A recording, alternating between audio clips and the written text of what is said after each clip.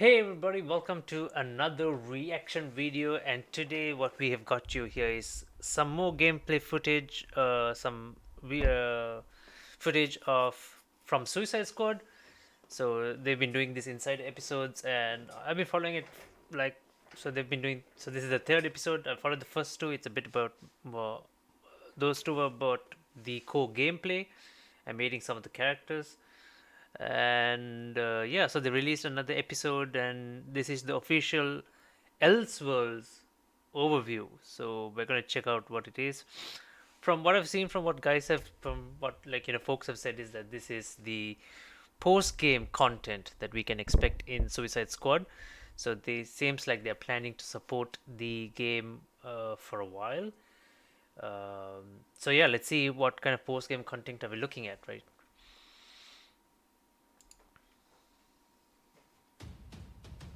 Computer, activate the threat assessment matrix.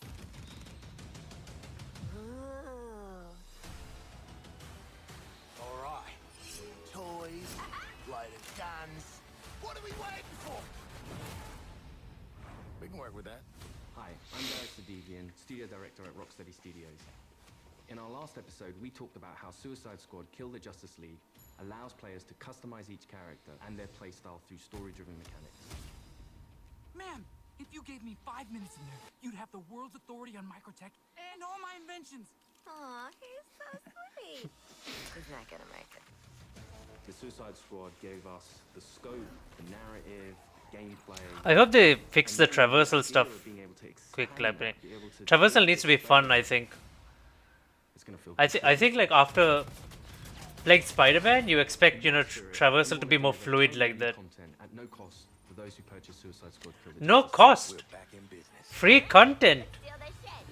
Holy shit! You just need the base game. Draw from the full spectrum of DC Comics. You'll see emotes, rival taunts. Okay, let's pause it right there. So first thing is this post-game content is all free, so that is good news, right? So you just need to buy the base game. I think that is an amazing decision that they're taking. Like, not a lot of companies do free post-game content, and like, yeah. So, okay, so that's a plus point. So that's a plus, yeah, that's a big W. Outfits and more. We wanted to have a game that was very focused, but this time we really want to expand out with being able to dynamically update, add new content, take on feedback, and evolve the game over time. For the first time ever, we'll give you a preview of what's to come after the credits roll on our main story campaign. We always designed the game in a way that we really wanted it to be accessible for everyone. And for those players that want to delve even deeper into our gameplay and into our systems, it really is about delivering new places to explore, new worlds to be in, new stories. Oh, so we're exploring the multiverse, is it? Unique ways for you to play. We're gonna give you the content you love. Speaking of, what are you doing, mate? I'm smiling. Let's dive into Suicide Why is he Squad smiling? Insider Episode 3. Welcome to Task Force X. From the onset, Suicide Squad, being a squad, felt like the right fit for the kind of game that we wanted to make. You get to play with friends, you get to play on your own, but while you are playing on your own, you're playing with the squad, always. Every aspect of our games, we always look at it through the lens of Rocksteady's treatment. And that just doesn't stop at gameplay, that doesn't stop at story. When we're looking at the social features that we've really introduced into Suicide Squad, it has Rocksteady's approach. What do we think players will have fun with? This game has the mechanics to play kind of socially competitively, like none of our games have previously. And Competitive it really fits multiplayer? The characters, of the squad. With multiplayer, we're leaning into the competition within the squad to show off your skills, show off your medal, be the best one. Alright, competitive multiplayer within the squad. I thought they were like PvP or something. Together under duress. And so it's fun to add in mechanics to encourage the players to behave in the same way. So a lot of the time what you'll actually be doing is trying to get the highest score, which luckily helps you all complete the mission, but the best player in any mission becomes the squad leader in multiplayer for the next mission. How great was I? We have Ah, leaderboards for solo complete. play, for playing with one friend, two friends, or a four-player squad. Interesting. So they have like a ranked mode for All variations. Your cold fart on bread. Did you see that? Tell me you did. I was like, how do you like that?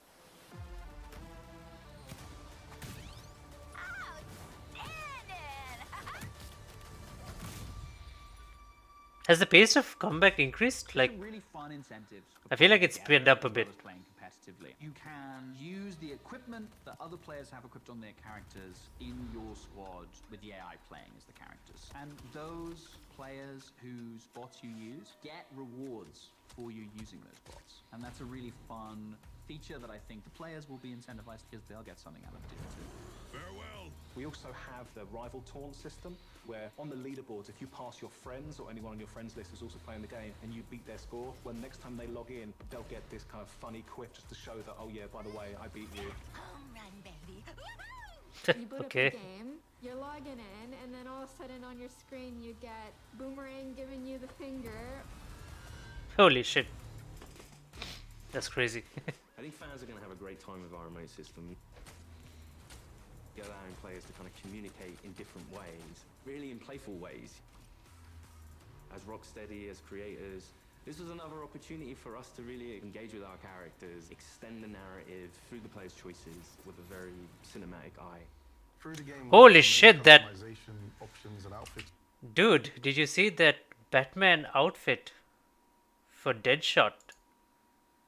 That was something else. Very cinematic eye. Oh my goodness.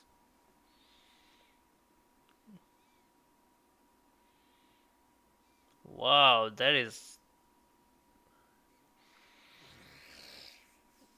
Oh my goodness! Wow, that's crazy. The one thing is, like, this is in the Arkhamverse, right? This is set during the Arkhamverse. So, I mean, the fact that Batman, he's been shown to be such a badass character in the Arkham series, and now he's like here. He's just a henchman of what?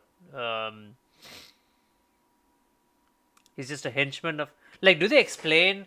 Do they explain Batman, like, post Arkham series? That's what I'm curious to like he initiated the Nightfall Protocol, right? And then, like, what? So he apparently died. So how are they gonna explain him being here? So so exactly? So in the Arkhamverse, like, so what's the continuation from that point? That's what I'm curious to know. And he's such a badass character. Like, him being a henchman of Brainiac in this is just, yeah, it's just mind-boggling a bit. Through the game, we offer many customization options and outfits to the player. You start off in the prison, you get your prison garbs, and then you evolve to the Task Force X outfits. Yeah, right. I was thinking something more fashion forward.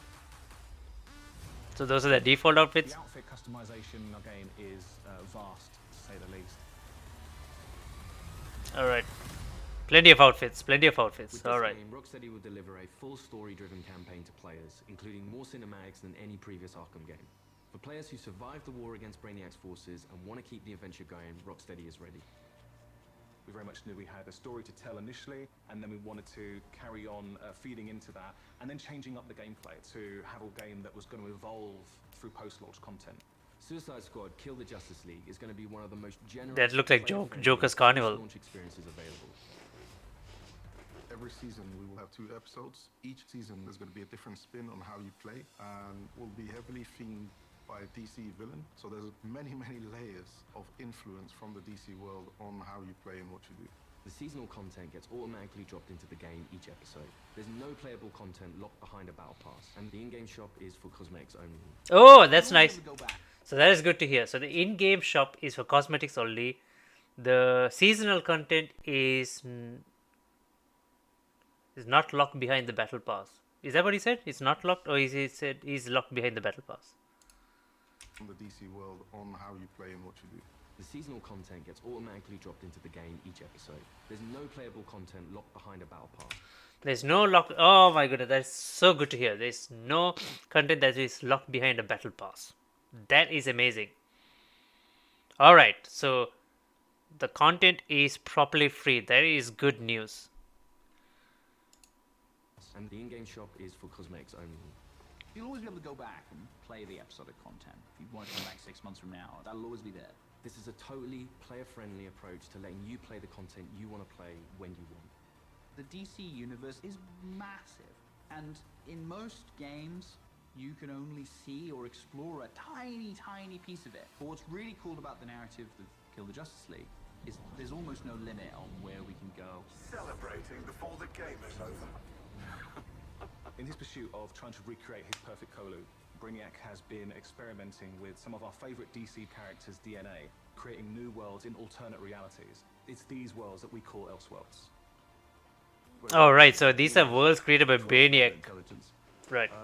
So that's what Elseworlds are. Okay, fine. All right. So that's how they're expanding the universe a bit. There is nothing he won't do to get there. All right. So it's not the It's not the multiverse. Not the multiverse. Yeah. Gathering data. Yeah. I will unlock your full potential. Ooh, that looks cool. Ooh. So basically, it's new areas themed by a villain. Different universes, and their timelines have just diverged at some point. We've got lots of amazing characters coming up in seasonal play that I'm really excited for players to meet. And the Elseworlds This looks pretty dope, right? The game is starting to look a bit. It's starting to grow and made a bit.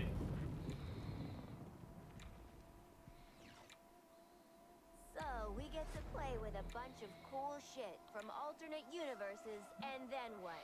Retire? When Season 1 launches this March, you'll be able to unlock a new playable character for your squad, the Joker. At least buy me dinner first. The original Arkhamverse Joker has... Wait! Stop! Stop! Hold it right there. Hold it right there. All right, I got a bit excited, and then my excitement dissipated a bit. So Joker. Okay, that's cool. So the Joker is going to be the first playable character post-game DLC, like post-game. He's going to be joining the Suicide Squad. That is awesome.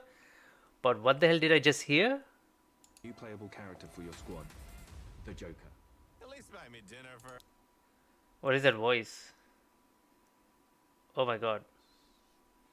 So wait, so in the Arkhamverse... Alright, okay, so in the Arkhamverse, Joker is dead. So it's not the Joker that we knew. This is a different Joker from... The original Arkhamverse Joker has been dead for 5 years, but this is a new Elseworlds twist on the villain.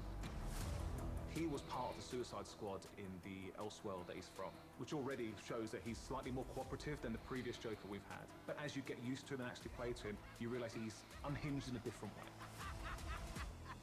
Not only has he got to figure himself out, but he's figuring out his place in this new world and this new squad. He hadn't reached supervillain status. I don't know about his voice.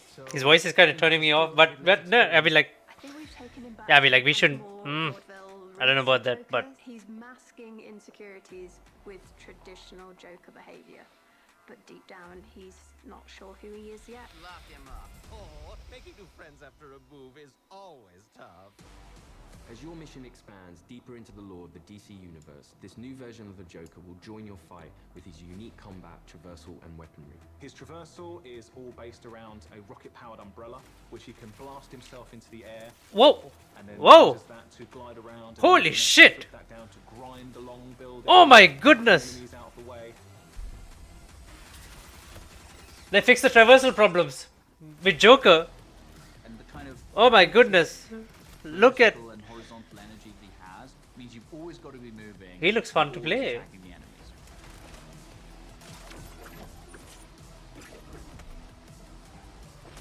The Joker is only the first of the new squad. Holy shit! Meet through the ongoing additions to our game. Holy shit! Over time, we can build up a library of characters that DC fans might not have expected. So we're gonna get extra to see in a video characters, game, like one by one. release.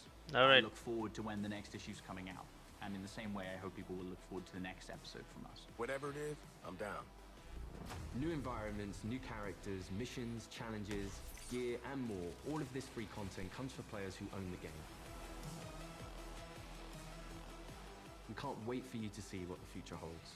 With Elseworlds, the possibilities are endless. How do you like that? Thanks for watching this series. We hope you'll join us for Suicide Squad Kill the Justice League, a third-person action shooter where some of the wildest villains of DC Comics join forces to save the world from its greatest heroes. No, that's mental. We're not doing that. God help us. Yeah. I think players are going to be surprised about the depth to which they can craft the character. It comes back to player choice and player freedom. Everything from melee strikes into gunplay, which you could then go into a traversal attack. All of the combat moves flow seamlessly into another.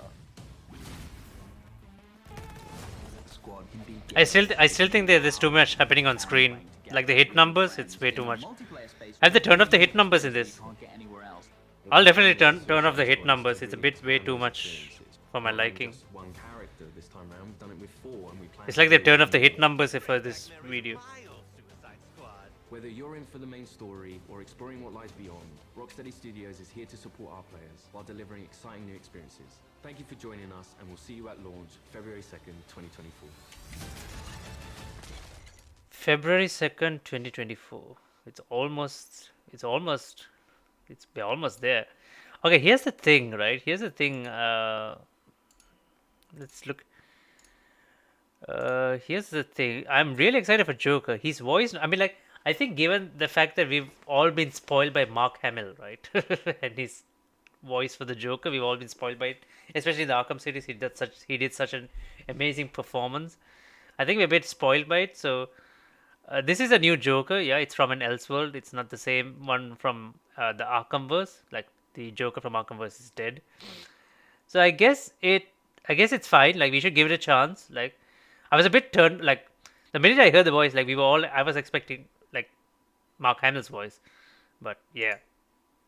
But his gameplay looks incredibly fun. Like where was it? I mean, like they showed it somewhere here. He was part of the Suicide Squad in the previous Joker we've had. But as you get used to him and actually play to him, you realise he's unhinged in a different way. Dude, one of his eyeball was like it was misplaced. Like He hadn't reached supervillain status before Brainiac invaded, so he's still a bit less experienced. I think we've taken him back to the kind of more vaudeville roots of Joker. He's masking insecurity. So it's like a very early Joker, like him just starting out. Deep down, he's not sure. Like it's a Joker who's starting his life of crime. So he's like a newbie. As your mission expands, Hence he looks much younger as well. DC universe, this new version of the Joker will join your fight with his unique combat, traversal, and weaponry. The his traversal, man. Look at this. His traversal. He's so smooth. Like look, a rocket power. Oh my goodness. Grind along buildings, knocking enemies out of the way. It's like they had me on Joker, man. Just on the traversal of Joker, it looks much more fluid and much more,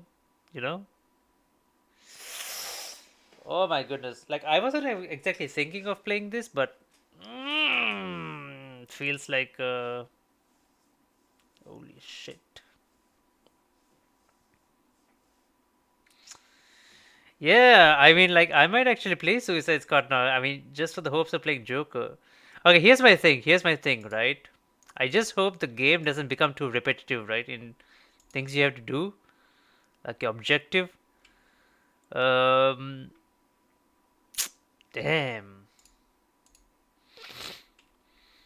Man, there's so much potential, and at the same time, there's so many things that could go wrong also in the game. But yeah, I wish it all works out. Like fingers crossed. I've seen the gameplay, and there's still a few things I do not like. I mean, the traversal was one of the biggest issues I had. So with Joker, they seem to have like kind of like fixed it, but then again, it's kind of like seems from player to player, right? From each character, so the traversal is quite different. So,